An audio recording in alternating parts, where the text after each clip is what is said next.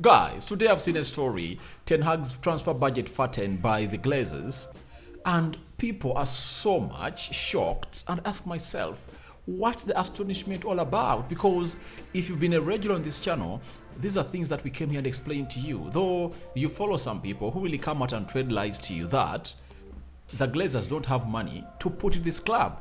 Guys, the fact is, even if Sheikh Jassim Al Thani comes in at Man United, what he can only do is one. He can only get 50 million pounds from his pocket and inject it into the club. If not, he can only quicken up the sale of these players of Manchester United. That's it. And now, I've seen people coming in through onto the YouTube channel comment section asking me about this story. I was not even going to do it because I see it as repeating myself, but I'm having one of our regulars who has gone ahead and really asked me about the 170 million pound budget that Erik ten Hag is expected to be getting from the Glazers, to see to it that they really keep the squad in shape and obviously make it more valuable, to see to it that Erik ten Hag finds it easy when it comes to his season, to see to it that he really finishes up well. And I'm trying to look for that comment section. It came in from who? I want to get the name. I want to start crediting some of your comments because I hope you guys it really does well on you. But there is someone who came up in the comment section on this YouTube channel and asked us about the 170 million pounds that the Glazers are going to give Erik ten Hag. And I said, I'm going to do this story, throw it into your face, tell you what my thoughts are about it, and then you can obviously go on and obviously debate about it depending on what your thoughts are really getting from it. Now, the club of Man United is going to have to issue a statement that Harry Maguire is no longer the captain of Man United, and also Goretzka, you know him, Leon Goretzka of Bayern Munich. Looks like Man United is still monitoring him up, and they might really go in for him if at all Thomas Tuchel doesn't feel like he's the right man for the job at that side of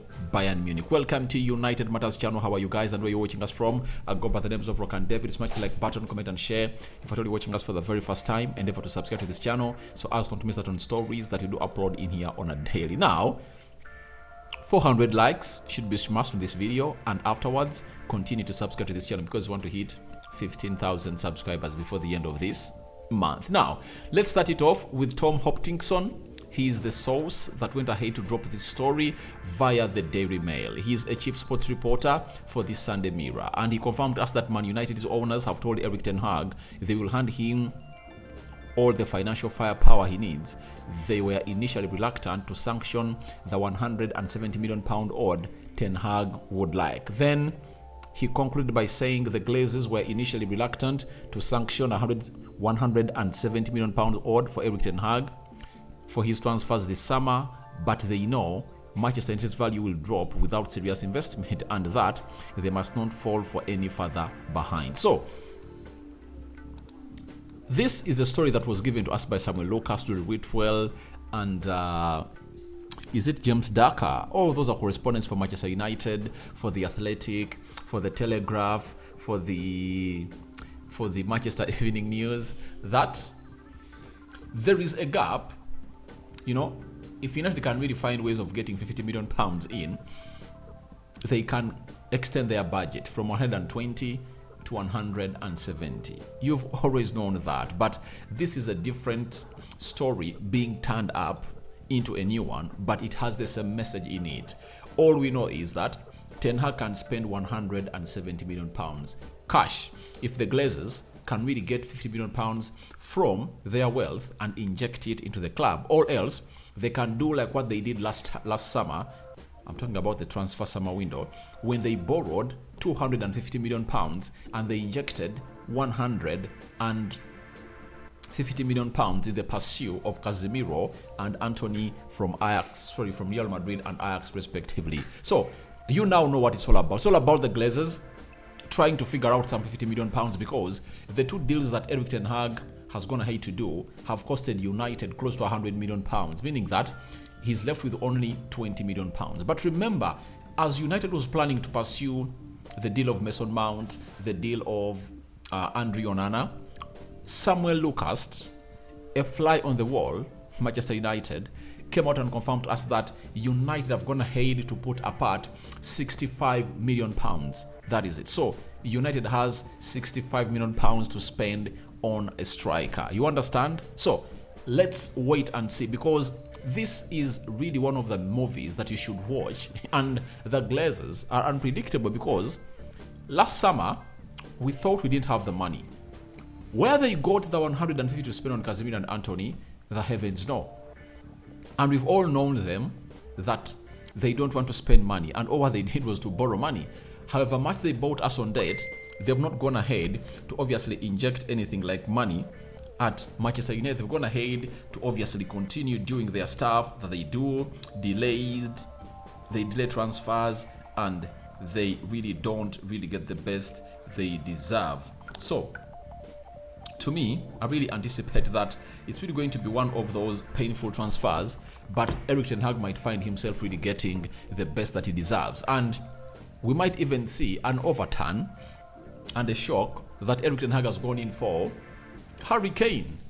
You know, during day, I was meditating about the transfer window of Manchester United.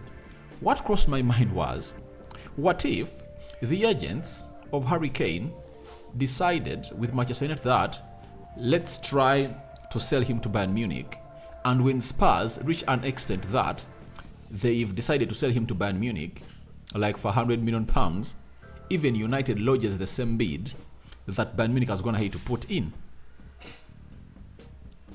You get? Because United cannot really come out and give up like that on an English player.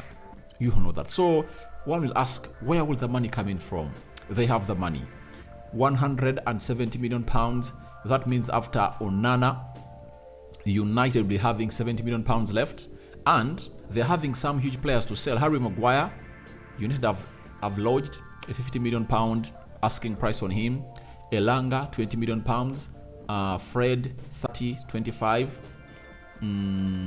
Which other? Dean Henderson, 25, meaning that they can raise 100 more plus in sales that can go ahead and obviously bolster the squad or the transfer window of Erik ten Hag. So Erik ten Hag has a reason to smile, because the Glazers, if they don't inject in money, maybe we won't even be in the Champions League yet.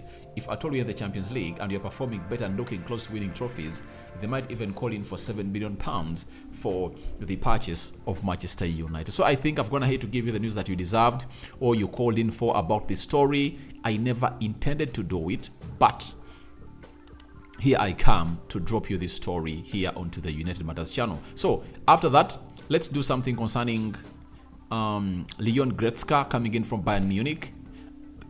He's a very good midfielder, 26 years of age. That is Leon Goretzka for you. And he found himself in a situation of being not in the pecking order of Thomas Tuchel. And Sky Sports have confirmed us that Manchester United are still monitoring Leon Goretzka's situation closely. Even after signing Mason Mount, 2 to 3 other top clubs are also interested in the midfielder. So Leon Goretzka's situation is really very tricky at Bayern Munich, but all I've gotten to understand is simple. If at all you've been a CDM or a midfielder at Bayern Munich, the act of Thomas Tuchel to go in for Mason Mount that failed, to go in for Declan Rice that have gone ahead to fail, and Tchouameni, shows you that he's not willing to have his midfield look like that. Meaning that he's pushing to see that he gets better midfielders at the club of Bayern Munich. Meaning that the likes of Leon Goretzka, Ryan Gravenberch, and Marcel Sabitzer are going to be sold, as they are planning to get in more central midfielders at Bayern Munich. But I think his departure depends on the Gravenberch decision that the manager is going to make very soon, that is Thomas Tuchel, and on whether he's going to go ahead and obviously land a signing of a central midfielder at that side of Bayern Munich. So Goretzka Leon has been on the ladder of Man United for a very, very long time, when Ole Gunnar Solskjaer was still here, and obviously has gone ahead to be a player that snapped us, I think, last summer but one, when he went ahead to renew his contract at Bayern Munich, yet he had just 1 year left on his contract, would have been sold to Man United and would have gone ahead to get some huge salary at Man United, more than what he's earning at Bayern Munich. But it looks like he's so much comfortable when he is at Bayern Munich than Manchester United. And lastly, let's talk about the statement that United have gone ahead to put up for Harry Maguire. A statement has been put out by Manchester United as far as the Harry Maguire losing captaincy situation is concerned. And remember, I did that story like 1, 2, 3 hours back when I told you that Manchester United have come out and really put out a statement that Harry Maguire came out and put out a statement that he's no longer a captain of Manchester United. So the club statement read as follows: that everyone at Manchester United thanks Harry Maguire for his contribution as captain over the past 3 years and a half. The manager will announce the new captain in due course after briefing the players. So that is it coming in from coming in from the club of Man United as far as Harry Maguire's situation is concerned. I know there are fans of Harry Maguire who are really feeling embarrassed, but there is one thing you don't know. United don't want to fall a culprit twice. Do you know that Harry Maguire went in Greece? Is it called Mykonos? That's the spell. What's the pronunciation of that place? It's Mykonos in Greece, where most celebrities go during the summer to really spend their cash. So he found up fighting with his brother. After fighting up, he was imprisoned, and this happened in the summer of 2020. So after that, Harry Maguire was given a bail, and his case is expected to be heard again in February next year, meaning that this is the best time for United to make a decision on not falling a culprit in what Mason Greenwood drove them into when he sexually assaulted her wife, though he was later acquitted of his charges, and yesterday but one, they welcomed their first baby boy. So United are really so much critic onto what they might find the solution. But the fact is, Harry Maguire has been dethroned of his captaincy because of sporting reasons. Let no one lie to you. He's not in the starting 11 of the club of Man United. He's like a 54th centre-back for Manchester United. Ten Hag believes he is not a player who deserves to be the captain, because if at all you're a captain in a club like Man United, you have to be a starter. And how are you going to command your fellow players and have respect from them when you are not a starter? So that's the reason as to why Ten Hag really dethroned all the disbanded Harry Maguire from being the captain of Manchester United. And we all anticipate that it's going to be who? It's gonna be Bruno Fernandes, the new captain of Manchester United. I think tomorrow I'm going to do a video of how Erik Ten Hag is planning to really choose his captain.